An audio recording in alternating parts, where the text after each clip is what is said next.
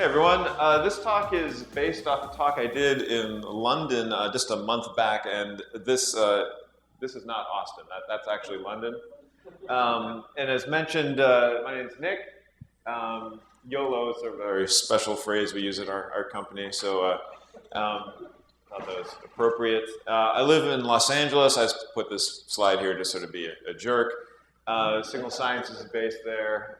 It's good living, and I am not a physical therapy aide. I am closest to a web developer, although after this gig, I might go into the next one. And what I love is actually software engineering.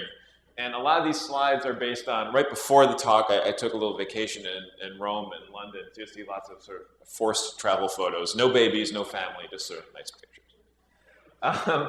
So anyway, software engineering, and I'm using this word a lot because I think it's a good phrase for all of us to start using. And the definition might be, technology concerned with the design and building of software, which is a little, academic. But what I mean by it is, it's not necessarily computer science. You don't need a big fancy degree. There's no requirement there. It's not even necessarily coding. It's really all of us in that definition. That goes from like product management to security to QA to DevOps to operations people. Everyone is writing, building, and using or validating software. So we're all software engineers. And I think that's actually even better than, say, like DevOps or developer or programmer, because it really is just extremely inclusive. And if everyone's writing software, then everyone should be sort of playing by the same rules. The talk in London, which was a very developer-focused talk, was really sort of a plea for developers to get interested in security. There's not a whole lot of crossover. And for this talk, my plea is to get you guys, if you're not primarily developers, is to get much more active, involved in how software is made and deployed. And how is the software industry doing? And the next set of slides are a little sort of abstract, but in my mind, it does not paint a picture of us winning. Jeff Moss, as punk rock as it gets, he founded DEF CON and Black Hat. He's saying, time's up. We failed. Software liability is coming. That's huge. For the guy to set up Black Hat and DEF CON saying, yep, it's actually worse than this. He actually is promoting it, saying things will not get better unless legislation is done. Followed up at the Black Hat talk is Jennifer Granick. And this is the part that is near and dear to me. My background is startups and small companies. We're going to do a really crappy job of doing it, and small companies and independent people are the ones going to really take it on the head first. So what are the solutions? I found these over like a month ago. I find this fascinating that the Treasury Department feels they know how to write software. They've got the answer, right? These two guys got the answer. And there's nothing actually wrong per se with immediately detect, report, stop hacking attempts in their cars, except where is that going? It's a whole new bottle of worms, a can of worms. Like, where is that data going? Are car companies even remotely prepared to handle that onslaught of data?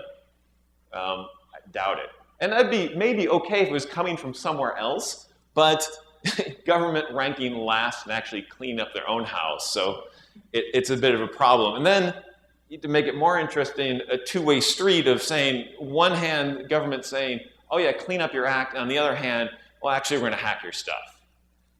This article is doubly fascinating because it's news-free. It was in, Financial Times. There's actually no news in it. It's basically just saying how bad China and Russia are because they use hackers to do bad things, which is, there's no circumstances the UK or USA government do that, right? So there's sort of this whole sort of corruption of stuff. So are software companies, are security companies going to save us? This came from .mudge. This is sadly not a public report, but it's from the DoD. I asked him about it, and he responded. And DoD data clearly shows on average 1/3 of vulnerabilities in government systems is in the security software itself. That's not terribly surprising. One is two things. Of all the diversity of systems the government might have, the number of security software systems installed is actually much smaller. So there's a problem in one that has a much higher proportion. Yeah, that's a tough one, right? So, yeah. It's not surprising, another reason, because security companies, at least historically, have been founded by people who are really good at breaking things. Breaking things and building things, really different cultural mindset. So again, this isn't terribly surprising. But again, you know, here's an example of it. No offense to Kaspersky, but they had a really nasty one. But you know, the good news is they patched and pushed in a day, which I thought was awesome. For a product that has probably millions of users, that's actually pretty impressive. They were able to turn it around that fast. The more negative example, developers at the London conference, you know, they hear the word 0 day, but they don't really quite know what it looks like. It's like, you know, here's a 0 day in 2015. It's called ... /etc password. And they're like, whoa, that's a 0 day. It's like, yeah, it's not some exotic mystery stuff. And this isn't a security product. And then apparently there's a whole ton of them. Other stuff in our industry, same company, you know, trying to sue people. This one is sort of especially painful. There's a conference going on in Japan. It's actually pretty hardcore. HP's pulling out, and they spent over $1 million researching if they could go participate in the conference or not. That conference does not cost $1 million to run, right? But that is money getting sucked out of our industry, going somewhere that makes absolutely nothing secure. Actually, even better was the cyber insurance one. More than $2 billion worth of premiums have been sold. Like, that's coming out of budgets. You know, that's not hiring people. That's not raising salaries. So this actually does affect all of us. And the funny thing is, a lot of this stuff isn't that hard. Dan Guido, Trail of Bits, he posted this. It's like their 16-year-old intern, full 0 day in like a pretty hardcore C application, you know, learning how to use GDB and all this other stuff. It was pretty impressive. So my fear is, you know, the way things are trending, what's going to happen is just slower, bloated, more expensive, less secure, and honestly, a lot less fun industry to be in. When insurance gets their hands in, if you love PCI compliance, just wait till you see what's coming. It's not going to be that fun. Your job will quickly shift to something a lot less interesting. So what went wrong? Like, what happened? And a lot of it is, you know, hey, the internet's still a new thing. It's been about 20 years, you know, really, for adoption. It's new. It's sort of caught a lot of us, including us, meaning people who write programming languages, people who write compilers, people who write websites, caught all of us a little bit off guard.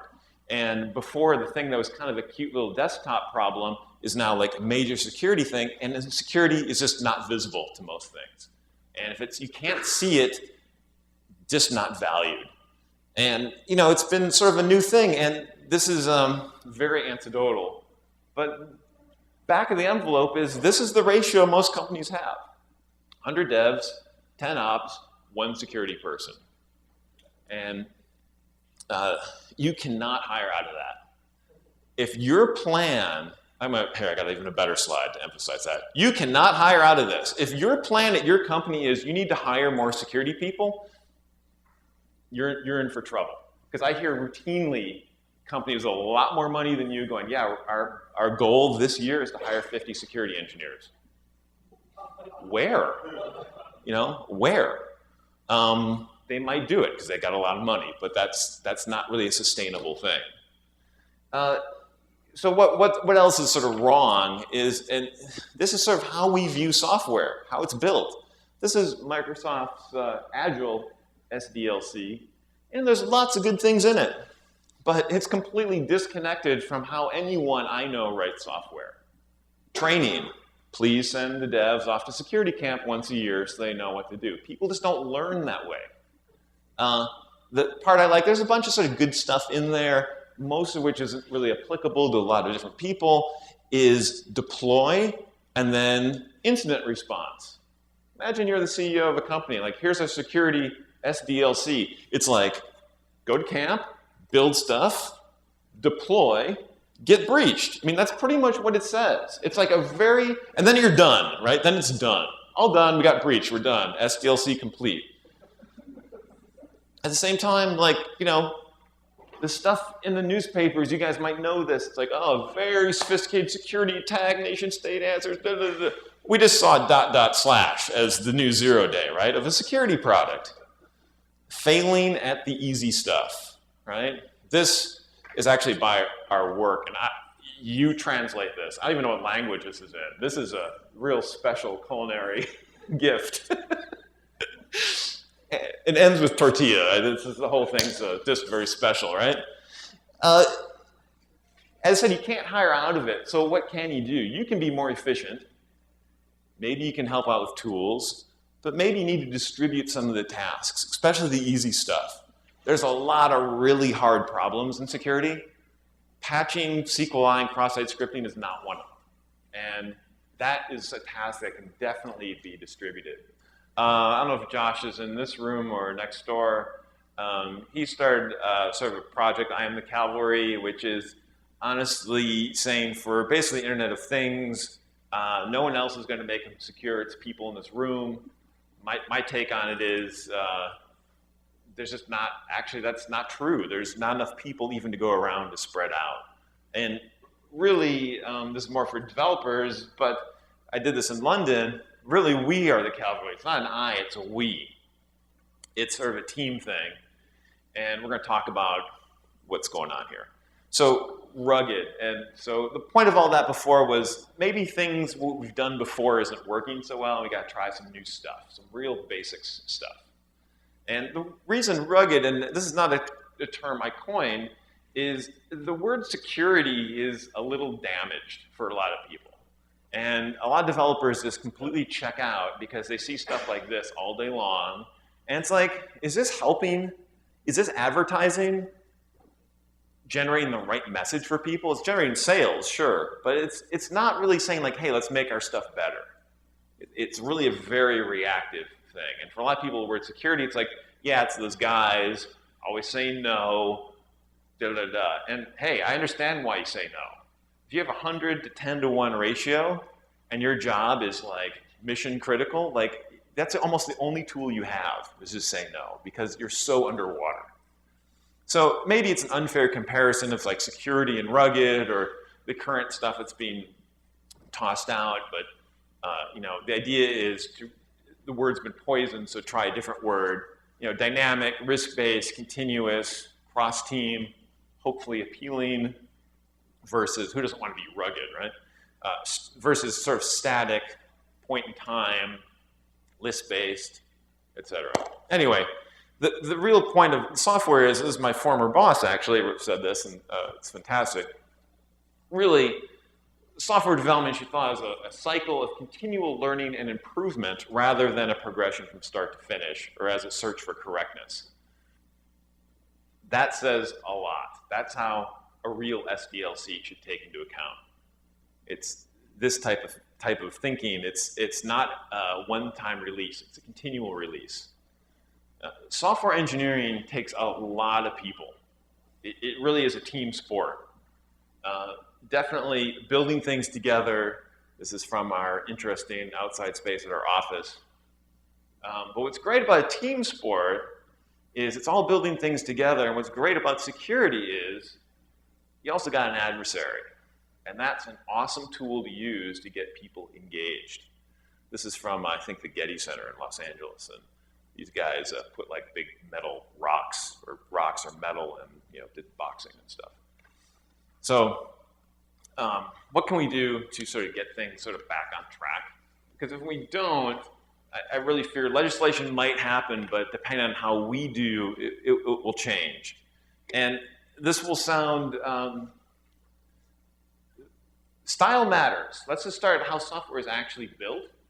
And a lot of the stuff I've done over the last years on sort of continuous deployment, development, and I'd say I've been partially successful in those talks, partially because I focused just on the delivery piece and haven't really taken into account security and haven't really taken into account the engineering. It was purely sort of a mechanical system of getting stuff in. And a lot of times I did these talks, people just threw up their arms like, that's impossible, we can't do it. Because the entire life cycle wasn't really taken into account. So let's talk about it. So this guy, he, I think is, I'm not sure quite his title, is pretty much runs BSD security, FreeBSD security. And I bumped into this actually when I was making the talk previously, and I was like, wow, Colin, that's great. The last part makes much easier to find and fix bugs, and that style conformance versus monotonically. And I asked him about that, and he goes, oh, you like that? You should go check out my slide I did in 2012, which is a fantastic, if you take nothing out of this talk, please go track down this talk. He sort of makes the case that most bugs are actually found sort of ad hoc inspections, not formal code reviews. And you go through the whole thing, and he makes a whole bunch of really great points on how to do bug bounties and crowdsourcing bugs and all this other stuff. But way in the back, he chopped up the BSD source code into two sides, and basically they're just formatted or not formatted, just purely stylistically stuff. And he goes, security bugs in the non-stylish files are present on average 4 times longer before they are found and fixed. Ugly code has more bugs, but get less attention. That's a blockbuster. That's just saying doing proofreading prevents accidents. Like, that's a pretty significant statement. This book, also when I was doing it, came up. I don't know how many people have used this book or seen it in their life. A few people have, right? And I was reading it, and I was like, wow, a lot of this is very familiar to software. You know, be clear, and if you need to be weird, be obscure purely. Don't take shortcuts at the cost of clarity. Avoid foreign languages, meaning don't do something random, and prefer the standard to the offbeat. Young writers will be drawn at every turn toward eccentricities of the language. Basically, as soon as the new language version comes out, it's a race for the developers to go use all the new features and toys and tools and stuff like that.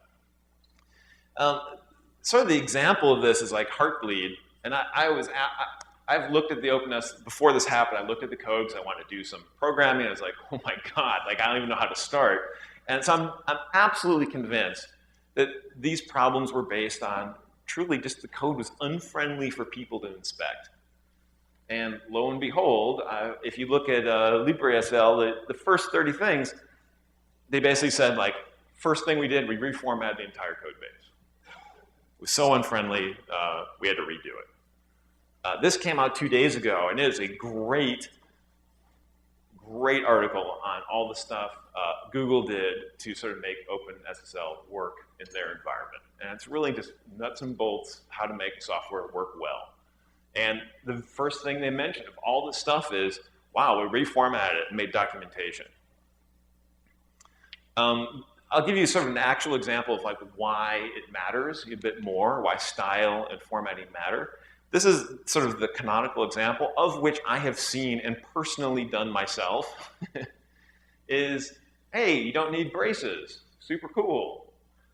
Here's your diff. Approve. That diff looks harmless. This goes out. Uh-oh. You know, it's a problem. You've now just done a log and done your critical thing every time. I've personally done this. Because it's easy. It's like you don't do any thinking on it. You can do other variations of it. If one-line statements, better. But then the problem is the diff becomes much uglier. It's just harder to know. It's just harder visually for people to see what's going on. So again, there's nothing wrong with making rules in the language, making style. Just because you can wear it doesn't mean you get to go into church. This is in Italy. And they hand out like little dresses and stuff and things to wrap yourself up if you're some American wearing a tank top or something. It's funny. This actually has a point, and there's this whole sort of broken windows theory of stuff. Like stuff that's maintained actually sends a signal that actually reduces other problems. Things that look well maintained are kept up as maintained. Things that look like crap typically sort of atrophy even further. And to further make it more interesting, this guy came out, this is like turn of the century stuff, the Heinrich theory of sort of general accidents. And again, you can sort of look into all this more, but saying like if you get rid of the little stuff, you actually end up solving problems that are much more severe. Now, there's sort of lots of sort of issues with this. Sweeping the floor doesn't prevent people juggling chainsaws. I mean, there has to be a correlation in severity of the accident. But I think in software, it actually makes sense. The more little stuff you can clear out, the more you can focus on much more interesting things. And I don't know if you guys have been in that many code reviews, but I guarantee you the first 15 minutes is people arguing over white space and variable naming conventions and junk. Those making style up front, so that's eliminated, goes a long way on people focusing on really important stuff. So what are the results? I'm just talking about indentation, style rules, faster code reviews, more code reviews, smaller diffs, less merge conflicts, it's a whole different topic, faster bug detection, faster onboarding for new people, that's super important too. Typically simpler code, because a lot of times complexity is sort of hidden by compressing white space or just sort of compressing how the code is. And it's easier to read for everyone. Now programming might not be your sort of first sort of primary focus. And if you have to do a lot of them and you're looking at different languages, having something that looks familiar every time actually makes a difference for you. So get it into your build pipeline, start blocking on violations, really get involved with the engineers. My guess is, your VP Eng probably interested in this, especially if you show them like, hey, 4x improvement on detection ad hoc stuff. They might be interested in it. Now, the beauty of it is indentation by itself is cool, but once you have that working, you can layer on the good stuff. Because actually it turns out once you have a very clear way of sort of communicating code, all the other stuff works better.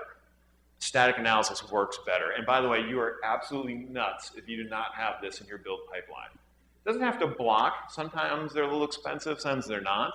But getting this in and helping developers fix bugs before they go into production absolutely should be your job. If it sounds sort of like, hey, that sounds awfully suspicious to QA, hey, if it prevents security bugs, who cares, right? Results work, doesn't matter. And the closer you can get the static analysis to the developers, the better. Okay, so great, you got static analysis. Go layer on more good stuff. Add security testing. I don't know if James is talking about Gauntlet and being mean to your code this week, but start adding security tests. You have pretty good looking code base. You got most of the junk removed. Start hitting up, finding out where you're not validating inputs, stuff like that. And don't forget, you got the home field advantage. You can use off-the-shelf tooling, but you know your site better than anyone else. Where the inputs are, you can write very fast optimized tests. So you found a SQLi before in someone's code, it'll take you, 2-3 minutes to write something that tests that specific input so it never happens again. It's great. And again, this isn't just for the software development team. Basically, even security people write code, I'm told, right? This just came in today. Chef sent me a webinar this morning, actually. Static analysis for the Chef cookbooks. Yeah, right? It's only just building the machine image. It might be important to make sure you don't make little bugs. It's good stuff. So it's really for everyone. That's what I mean about software engineering. We're all software engineering. We all got to start leveling up our game and actually production of code. And that part right there is something that I've been missing saying in talks about continuous deployment. Because I think a lot of people are like, wow, but the crap coming from the engineering team is so bad. Like, I'm just not going to let little bits come out. It's like if you have the whole thing of like, you got good style, you got good static analysis, you're able to write security tools. You got to build pipeline. Continuous deployment doesn't sound as scary anymore. However, this is still sort of, I think, how most people view continuous deployment. Like, oh God, please, not the alien egg bonus. I don't want that.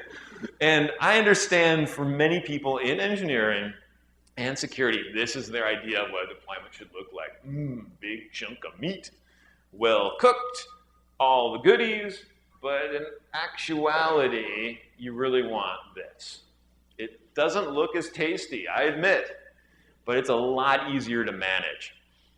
And the word continuous, I understand it comes from continuous integration, but really meaning fluid, not meaning all the time. It's slightly different. And the other part I've been sort of missing on continuous deployment, and this is again something that I really should work on a training class for, is how you write code is a little different. And it takes a while for people to understand it. And what I mean by this is, let's say this is what's getting deployed. That's it. That's your diff. It doesn't even matter what's on the inside. And you see that commit go out. It's just one function, right? What can we say about this deployment? Very easily. All right, well, I didn't see the test go with it. I didn't see any documentation with it. Super easy to QA. Now, what your process is internally is all right. But a very small change, you can go like, hey, Bob, you just pushed out something, please fix this. You want a different flow, that's okay too, but very small changes make it very easy to see what's going on. No one wants to do 10-page code reviews. You might have to occasionally, that's okay. Other stuff you can do is just leave the old, if you're making a big change, just leave the old stuff there. Just write a new function. It makes it easier in context to see the differences, and you can swap things on and off very easily with a flag. I could go on for another hour on this, but this came out in 2010, and this guy really walks through a lot of the tricks in how to enable continuous deployment. It's a whole thing. But again, everyone's got different risk profiles. If you're primarily sort of a web shop, you might have different code bases, different segments like CSS going out, not so scary.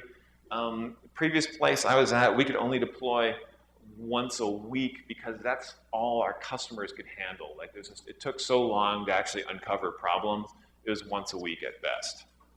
That's okay. So the mechanism, super important. Are you able to deploy quickly? But what your policy is, that really depends on your own risk. Nothing wrong with that. But when you do it, shouldn't be a big deal. Like, you got to know you can deploy quickly. It shouldn't be a big deal. And this is why. This Jeremiah from White Hat.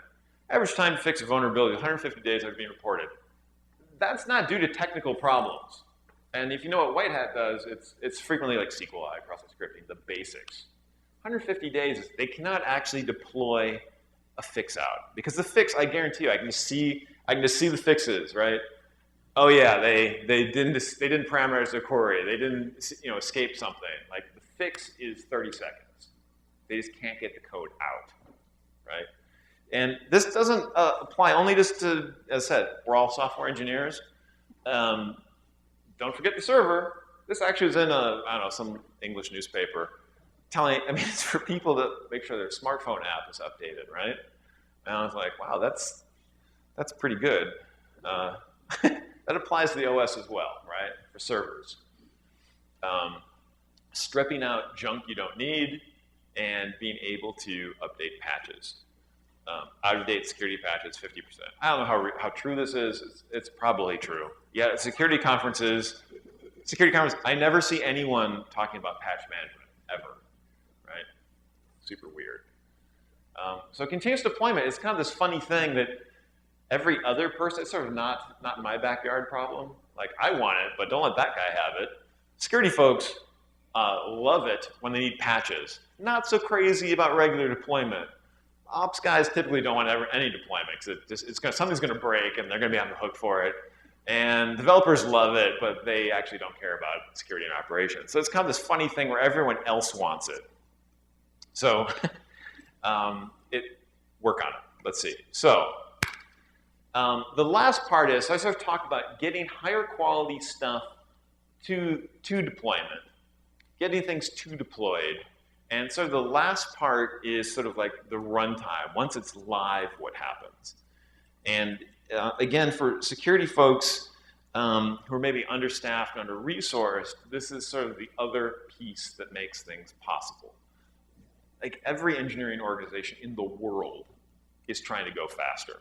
Like there's no doubt about it. The number of velocity, product, performance, everyone's trying to do it.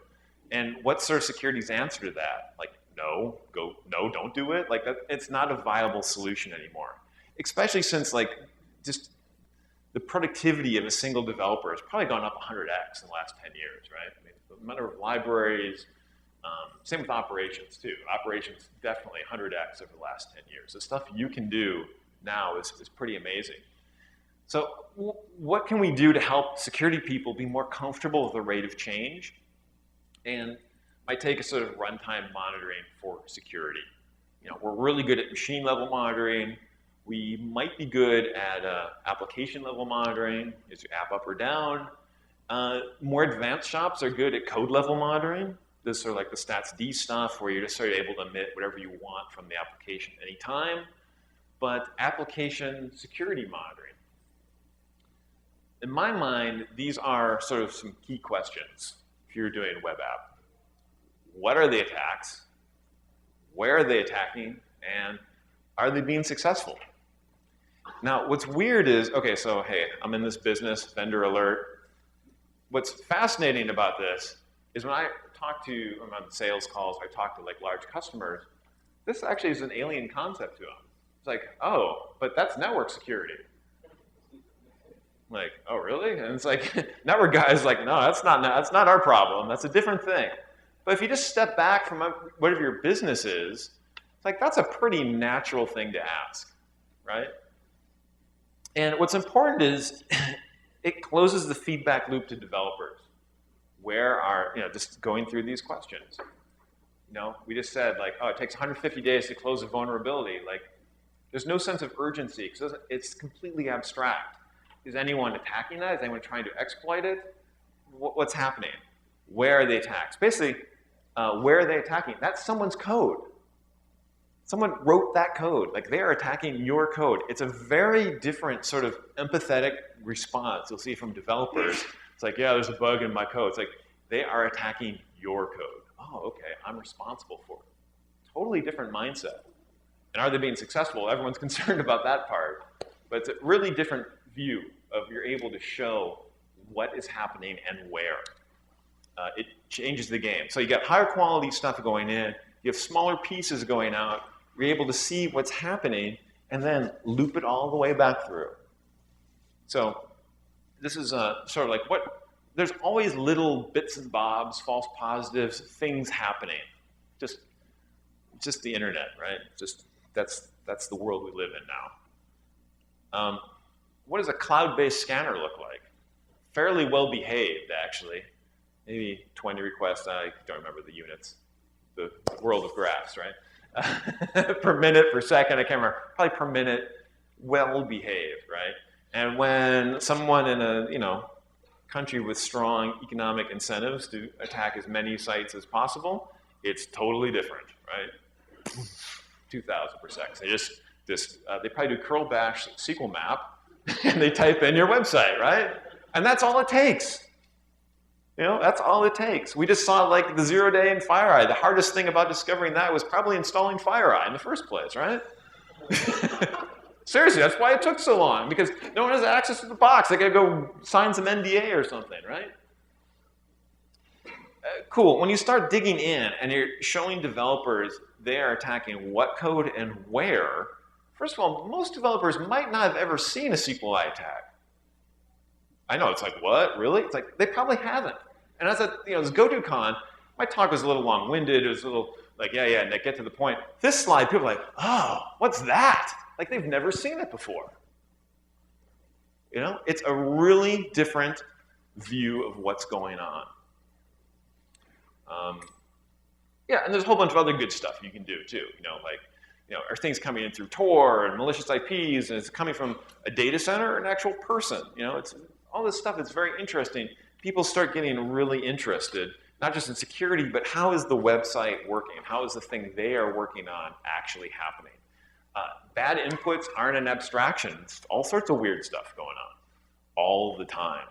And so the point of all this is like, with the runtime monitoring, one, if something goes out, they can see if someone's picking up on it. Is the attack happening right away?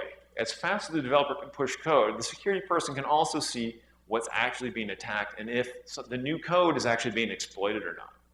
And sort of my favorite picture, actually, is this one. It's sort of a famous picture. Developers actually get interested in security. And it's like, you guys have so much stuff to do, you cannot be worried about hassling a developer to fix their SQLi code or their cross-site scripting code or all these other little nits and bits and bobs that sort of take up an enormous amount of time that actually have security consequences. So we're not going to hire out of it. So we really got to push the people writing the bugs to be responsible for the bugs, right? So what's rugged? I don't know, but sorry if I wanted to spend an hour. I don't know. But really, if we think of software as being written by a team, huge win. Writing code that's meant to be read by the team and in a diff, it's great. Get rid of filtering out the dumb stuff so you have more confidence in your engineering team, super important. Deploying small chunks regularly. Let me tell you, like, you can just sit the deployment logs and see stuff, and you can actually understand what every change is. Not every change is going to have security components to it. And if you get more advanced, you can say like, hey, if it's actually reading sort of stuff live, your get and post requests, if it's calling out, doing a shell command, like you can actually just trigger that. Like, whoa, deploy just went out and it just issued a shell command. Like you can go in there, take a look, developer, hey, you got to fix this stuff, re-push out. You can do this almost in real time. Making security visible, there's two things. I sort of talked about development and how making security visible to developers so they're interested. These little sort of things of like the background noise of what's going on, who's also interested in that? CEO and CFO. Because their idea of security is basically the SDLC Microsoft presented. We deploy code, it gets breached, except they don't know that last part. Everything's fine, everything's fine. Hey boss, got a problem, we got breached. Like they don't understand that risk is a continuum. They think everything's fine until there's an accident. So actually building awareness a level up, super important as well. Where did I go here? Yeah, so watch what happens. At the end of my trip to Rome, went to this restaurant, and this was actually on our menu, which I'm not actually quite sure what it means, but there's a mistake in it. So I thought it was perfect. I'm sorry. Do you have any strong opinions on language safety? So like coding in Rust is much safer than coding drunk in C, but there's only 11 people in the world who can code in Rust, which means it's harder to get a group to do that. That's funny you mentioned that, because that's something I've been meaning to write a topic on, is in an insurance-based world, what would your premiums look like, assuming the insurance companies knew what they were doing? What's the mean time to failure in different languages? Definitely some languages appear to be safer than others. I'm actually very curious in the PHP talk that's coming up next. Because I'm curious to see. Basically, anything that touches C code will have a failure rate in it that will be severe. What's tricky about that is PHP is mostly C-based. You don't program in it, but the vulnerabilities are all in C. Occasionally you get logical problems. Logical problems I'm fine with, like people make mistakes, stuff happens, memory overflows, buffer pointer overflow. It's been the same story for 30 years, maybe 40 years actually. When did C come out? 1980 or something? 1975? I don't know. So yeah, there is risk-adjusted returns for programming languages. Unfortunately, most security people don't have enough influence to like ban entire classes of programming languages. Because if they did, there would be some changes very rapidly. Yeah. Companies that use continuous deployment versus companies that don't, and what the cost-benefit analysis is. And it's like companies that do it, I don't know if it's caused a correlation, much more successful, not in terms of general, but also in stock price and financial performance, time to market. So we're looking at sort of, it's not just security, and actually almost the entire, I'd say, 2/3 of the talk was not security, it was software engineering, just straight up how do you write code. So I think there's actually, everyone wins. Great, well, thanks everyone for showing up. I'll see. I'm around. Thank you very much. Yeah. Nick?